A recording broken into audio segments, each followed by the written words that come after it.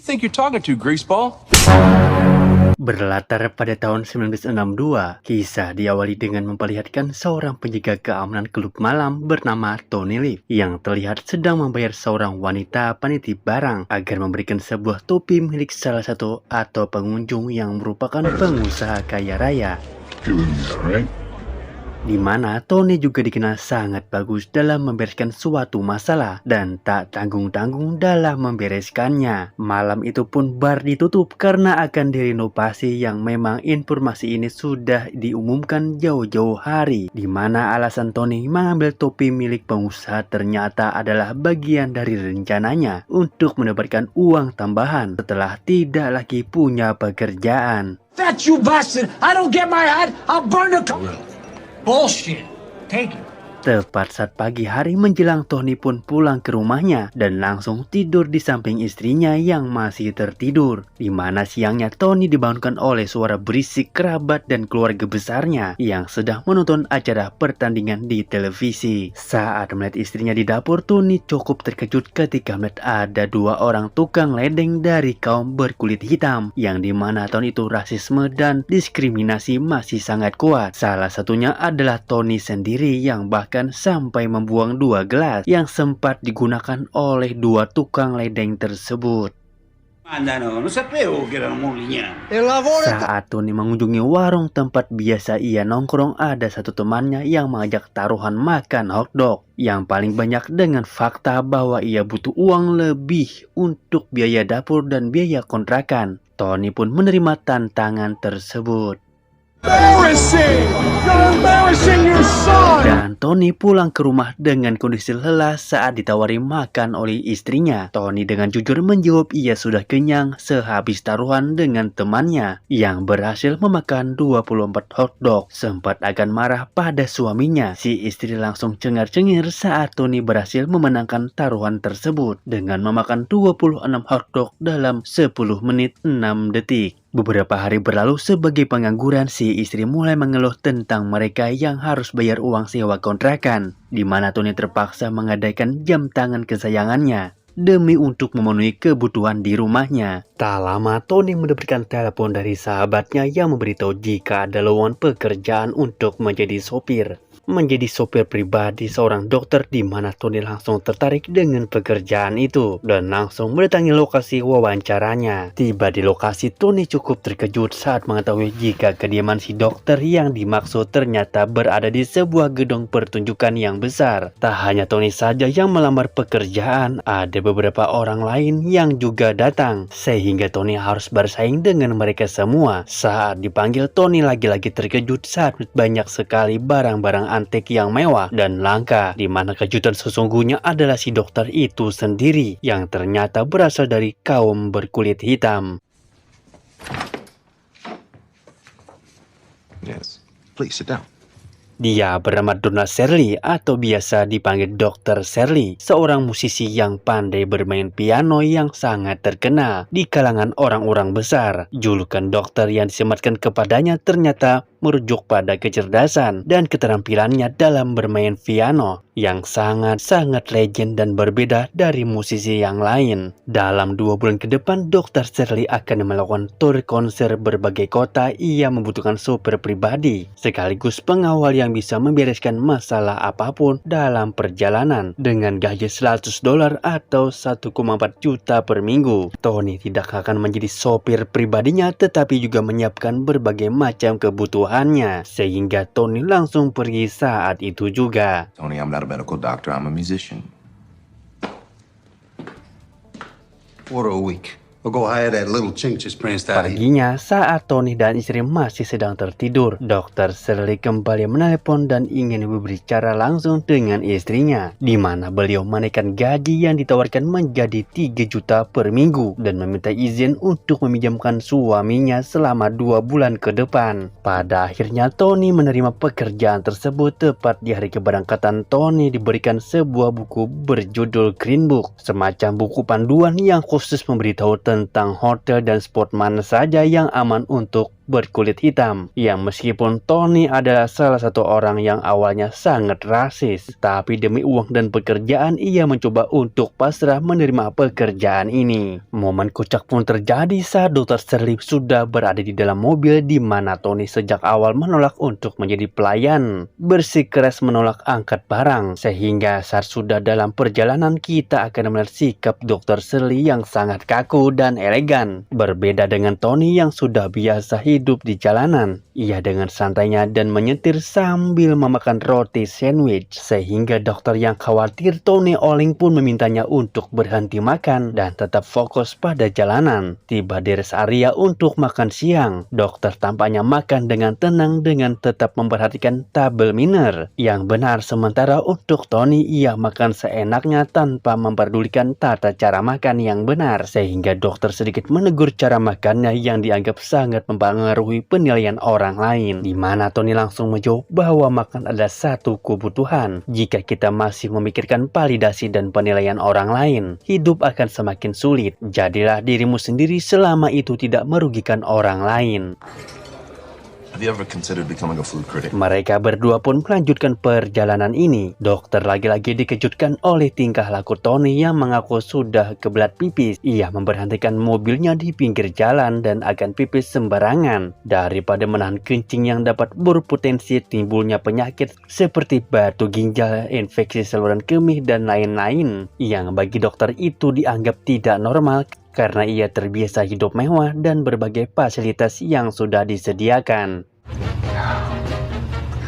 Sesampainya di kota pertama, Tony dan dokter pun menginap di hotel mewah yang dekat dengan lokasi konser, yang dimana di sini kita akan diperlihatkan dengan betapa kesepiannya seorang Dr. Shirley yang menikmati minuman Hummer sendirian tanpa ditemani oleh siapapun. Berbeda dengan anggota bandnya yang lainnya yang terlihat bersenang-senang bersama dengan para perempuan.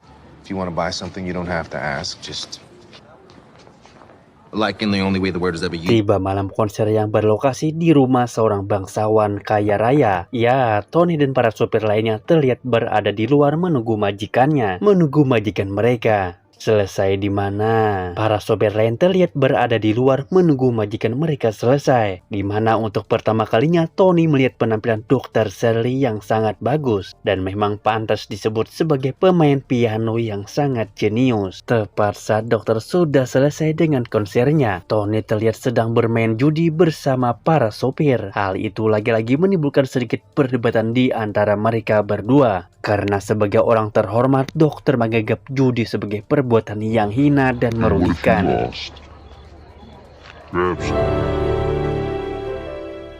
Malamnya di hotel, Tony membuat surat untuk sang istri. Surat itu berisikan kabar terkini sang suami apa saja yang Tony lakukan selama dalam perjalanan. Yang intinya sejauh ini Tony aman-aman saja. Bahkan ia sedikit curhat terkait sang majikan, yaitu Dr. Shirley, yang dianggap sebagai pemain piano yang sangat jenius. That's smart. I miss you. Keesokan harinya di perjalanan menuju kota kedua, Tony pun menanyakan hal yang sangat privasi seperti apakah dokter pernah menikah sebelumnya. Dengan penuh kesabaran, dokter pun menjelaskan bahwa ia pernah menikah dengan seorang wanita yang sikapnya hampir mirip dengan Tony, yaitu ugal-ugalan karena profesinya menuntut untuk keluar rumah dalam waktu yang cukup lama. Dokter dan sang istri pun akhirnya bercerai karena tidak kuat ditinggal lama-lama. Tiba di sebuah warung untuk membeli rokok dan cemilan, Tony tak sengaja menemukan batu giok yang terjatuh dari barang pajangan. Ia pun mengambilnya. Tepat disaksikan oleh salah satu anggota band yang langsung mengadukan hal tersebut kepada si Dr. Shirley ini. Saat akan berangkat, dokter langsung menginterogasi Tony terkait apakah benar dirimu mencuri barang yang bukan milikmu. Merasa dirinya bukan pencuri, Tony pun tidak mengakui hal itu. Namun saat dokter melihat sendiri batu giok yang dibawanya, Tony pun langsung disuruh keluar untuk mengembalikan batu giok tersebut. Yeah? Oleg told me what you did. Dan tiba di kota kedua yang berlokasi di aula kampus. Tony ditugaskan untuk mengecek piano apakah sesuai dengan merek yang diinginkan si dokter yang tertera pada kontraknya. Selain mereknya tidak sesuai, kondisi piano itu pun sangat kotor. penuh sampah dan sengaja dibiarkan begitu saja oleh petugas setempat. Sehingga terjadilah sedikit pertikaian antara Tony dan si petugas yang karena si petugas cerewet dan melontarkan kata-kata tak pantas terhadap dirinya. Tony pun menjadi kesal dan inilah yang terjadi. You got 2-3 hours. Just get it clean. Seiring berjalannya waktu, Tony dan dokter pun makin akrab masih dengan kegiatan simpelnya yaitu menulis surat dengan rangkaian kata yang tidak erat. Tony pun menceritakan semua yang ia alami dengan seadanya dan itu cukup membuat istrinya senang. Dalam perjalanan menuju kota ketiga, Tony pun mengeluhkan perut laparnya yang belum makan sejak pagi. Ia sedang ingin makan sekali ayam goreng Sabana. Namun karena yang ada di sana hanyalah Kentucky Fried Chicken, ia pun langsung berhenti untuk membelinya. Ketika Tony sedang menikmati ayam goreng, dokter hanya terdiam mendengarkan ocehan Tony yang sambil makan. Di mana Tony yang merasa sudah akrab dengan sang majikan pun menawari satu ayam goreng kepada dokter. Awalnya si dokter menolak dengan alasan belum pernah memakan fried chicken seumur hidupnya karena dianggap tidak sehat, berminyak dan ada tepungnya. Namun karena Tony memaksa, dokter pun akhirnya mencobanya juga. Dan siapa yang menduga jika dokter ternyata menyukai fried chicken yang rasanya memang enak dan gurih. Di mana saat dokter bertanya tentang bagaimana dengan tulangnya.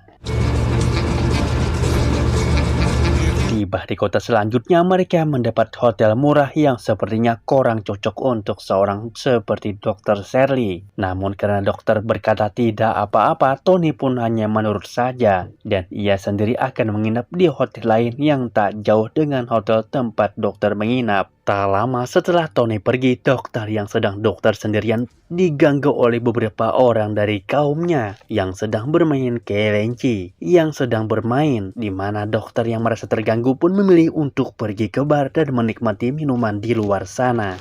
Tak berapa lama Tony dipanggil keluar oleh salah satu anggota band yang memberitahu tentang dokter yang sedang terlibat masalah di bar.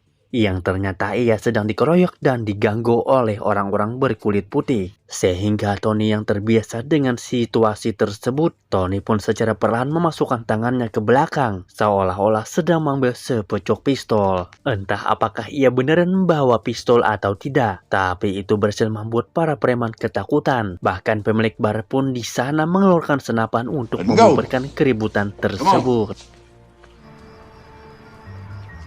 Keesokan malamnya, dokter pun melakukan konser dengan lancar, di mana Tony yang ikut menonton pun merasa sangat senang dan bangga karena telah ikut andil dalam kelancaran tur konser ini. Keesokan paginya melanjutkan perjalanan menuju kota selanjutnya. Mobil yang mereka kendarain pun mogok akibat kurang air. Di mana saat Tony sedang memperbaikinya, dokter yang sedang butuh udara segar pun keluar dari dalam mobil. Tepat saat ada beberapa orang dari kaumnya yang bekerja di sebuah lahan. Disinilah kita akan melihat penilaian dari kaumnya sendiri yang memandang berbeda si dokter. Sempat risih dan kurang nyaman, dokter pun memilih bersikap biasa sampai akhirnya Tony menyuruhnya untuk segera masuk ke dalam. Tiba di lokasi konser selanjutnya yang bertempat di sebuah rumah milik seorang pengusaha kaya raya. Dokter menampilkan pertunjukan yang sangat sempurna. Namun ketika istirahat untuk makan malam, dokter yang ingin pergi ke toilet pun dilarang oleh sang tuan rumah agar jangan memakai toilet mereka dan tebak di mana dokter harus buang air kecil. Ya, dokter disuruh untuk pipis di jamban kayu yang bisa digunakan tukang kebun dan para pembantu. Hal ini membuktikan jika tuan rumah sangat rasis dalam memperlakukan seorang yang berbeda dari kaumnya. Meskipun dokter adalah seorang musisi terhormat yang sangat terkenal, tapi perilaku rasisme yang ditujukan oleh tuan rumah tidak membeda-bedakan siapa orangnya, sekalipun itu adalah orang terkenal seperti Dr. Shirley ini.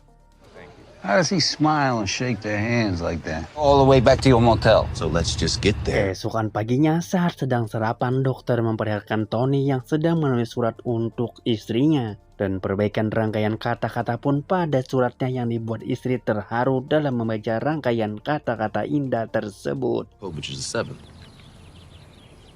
Thing I have ever done.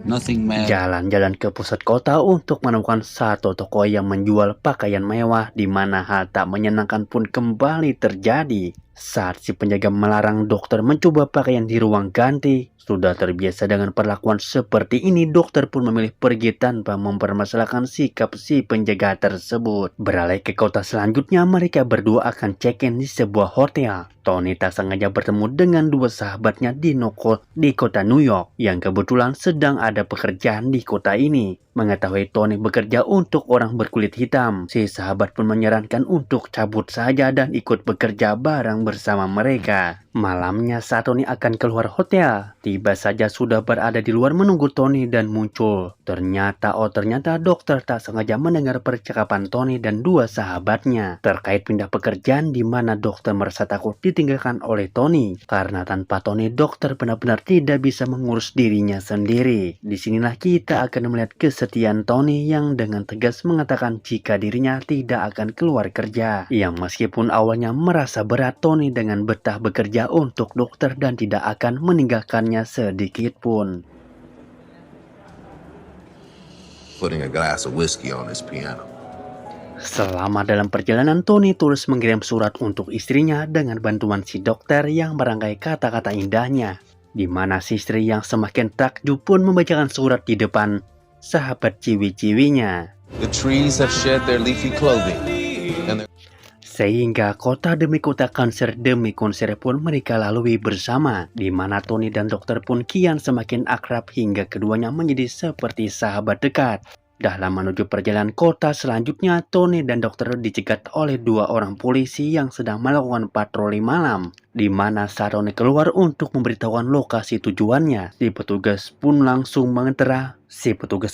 teralih oleh dokter yang sedang duduk di dalam mobil. Rupanya kota ini memiliki aturan keras untuk kulit hitam keluar pada jam malam. Alhasil Tony dan dokter pun digendang ke kantor polisi akibat pemukulan yang dilakukan oleh Tony.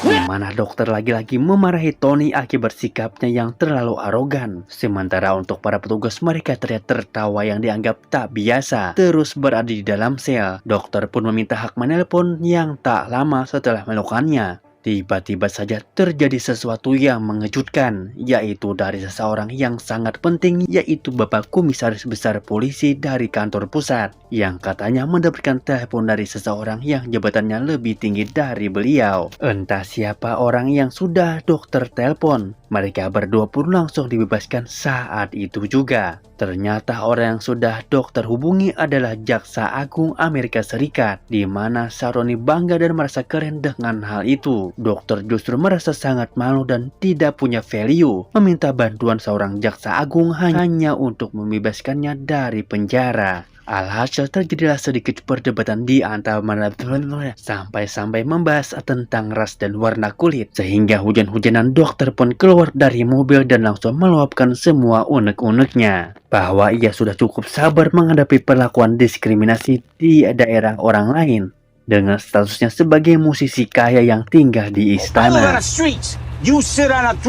Dokter sebenarnya sangat kesepian dan terus merasa sendiri bagaimana ia tidak diterima oleh kulit putih, begitupun oleh kaumnya sendiri. Sesampainya di penginapan, dokter pun dan Tony pun satu kamar bareng karena semua kamar sudah penuh oleh para pasangan yang sedang bersilaturahmi, di mana dokter dan Tony akhirnya hampir saling memaafkan atas sikap mereka berdua yang kurang menyenangkan selama dalam perjalanan. Oh, did you? Good night, Tony. Tibalah di kota terakhir konser yang bertempat di sebuah hotel. Seperti biasa, dokter lagi-lagi diperlakukan tidak layak ketika manajer hotel menempatkannya dalam sebuah gudang kecil sebagai ruang istirahat, di mana Saroni yang lainnya sedang makan di restoran. Dokter dilarang si manajer untuk makan di sana dengan alasan tradisi dan aturan ketat dari hotel ini yang melarang setiap orang kulit hitam makan bersama orang kulit putih. Hingga terjadilah sedikit ketegangan agar si dokter bisa diizinkan makan di sana. Karena Dok mengancam tidak akan tampil, manajer pun mencoba mengobrol dengan Tony agar membujuk majikannya untuk tetap tampil, di mana manajer sempat nekat menyogok Tony agar mau tetap main. Namun tetapi, ya, dokter berhasil mencegah Tony melakukan kekerasan, di mana dokter menyerahkan keputusan kepada Tony. Dan tebak apa jawaban Tony setelah tidak jadi tampil di konser terakhirnya? Doc dan Tony pun pergi ke sebuah bar khusus berkulit hitam. Alih-alih konser di tempat mewah dan dibayar mahal, Doc memilih tampil menghibur masyarakat bawah dan meramaikan suasana yang ada di tempat tersebut. Selesai dengan konsernya, Tony menyadari ada dua orang yang bermaksud membegal mereka, di mana Tony langsung menembakkan pistolnya yang ternyata selama ini Tony memang selalu membawa senjata api untuk keamanan. Mereka berdua pun melanjutkan perjalanan menuju arah pulang yang karena Tony sudah kecapean. Dokter pun mengambil alih kemudi yang menyeteri Tony sampai ke tempat tinggalnya. Tiba di depan rumah, Tony sempat mengajak dokter untuk mampir dulu ke rumahnya. Namun karena takut tidak diterima, apalagi malam ini malam Natal, yang pastinya ada banyak orang yang berkumpul di rumahnya, dokter memilih untuk pulang saja dan menikmati malam Natal sendirian. Saat Tony menyambut kerabat dan sahabat yang baru datang, ia mendapatkan tamu kejutan yang benar-benar tak diduga. Ya, itu adalah Dr. Shirley yang memberanikan diri untuk datang. Terlihat wajah girang dan bahagia yang terpancar dari wajah Tony, karena ia memang sangat menginginkan kehadiran dokter di rumah ini.